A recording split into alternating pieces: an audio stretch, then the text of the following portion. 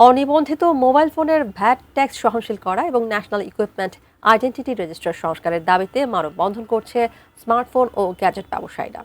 এ ব্যাপারে বিস্তারিত জানিয়েছেন সহকর্মী মাহতাব মিনহাজ।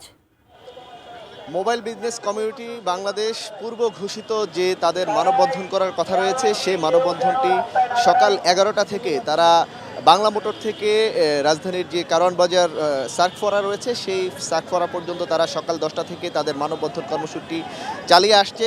এখন পর্যন্ত তারা শান্তিপূর্ণভাবে তাদের যে মানববন্ধন কর্মসূচি, সেই কর্মসূচিটি চালাচ্ছে। তাদের আসলে এখন পর্যন্ত আমরা দেখিনি যে সড়ক অবরোধ করতে।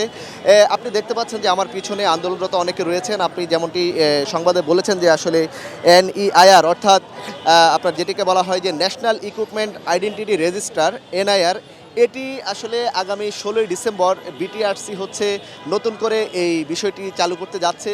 যে বিষয়টি চালু করার পর আসলে যে বাংলাদেশে আপনারা জানেন যে অনেক আগ থেকেই অনিবন্ধিত যে মোবাইল ফোনগুলো রয়েছে, সেই মোবাইল ফোনগুলো কিন্তু তারপর থেকে যারা এই অনিবন্ধিত ফোনগুলো আমদানি করেন, তারা কিন্তু আর আমদানি করতে পারবেন না এবং সেই ফোনগুলো কিন্তু আর বাজারে আসলে থাকবে না। 32 ইঞ্চি জেভিকো টিভি এখন মাত্র 15,000 টাকায়, সাথে পাচ্ছেন 3 বছরের প্যানেল ওয়ারেন্টি। এখন তাদের দাবিটি হচ্ছে মূলত তাদের এই ফোনগুলো যেন 16 তারিখের পর থেকেও যেন আসলে তারা আগের মতো করে বিজনেস করতে পারেন এবং তাদের এই মোবাইল ফোনগুলো বাংলাদেশে আনার ক্ষেত্রে তাদেরকে অনেক টাকা ভ্যাট দিতে হয়, 57% ভ্যাট দিতে হয়।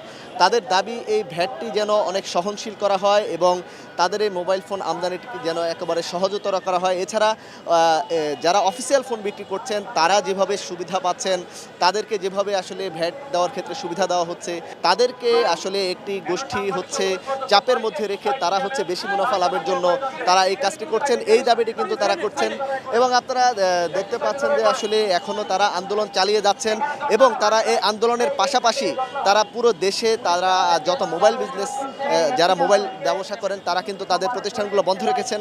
এখন পর্যন্ত পুলিশ তাদেরকে তাদের যে মানববন্ধন কর্মসূচি এটাতে এখনও বাধা দেয়নি, তবে আমরা দেখেছি পুলিশ সদস্যের সঙ্গে তাদের কথা হয়েছে। হয়তোবা কিছুক্ষণ পরে পুলিশ সদস্যের সঙ্গে তাদের যদি কথার যদি মিল হয়, হয়তোবা তাদের যে মানববন্ধন কর্মসূচি সেটি তারা হয়তো বর্জন করে তারা বাসায় ফিরে যাবেন, কিন্তু এখন পর্যন্ত তাদের যে কর্মসূচি সেটি চলমান রয়েছে।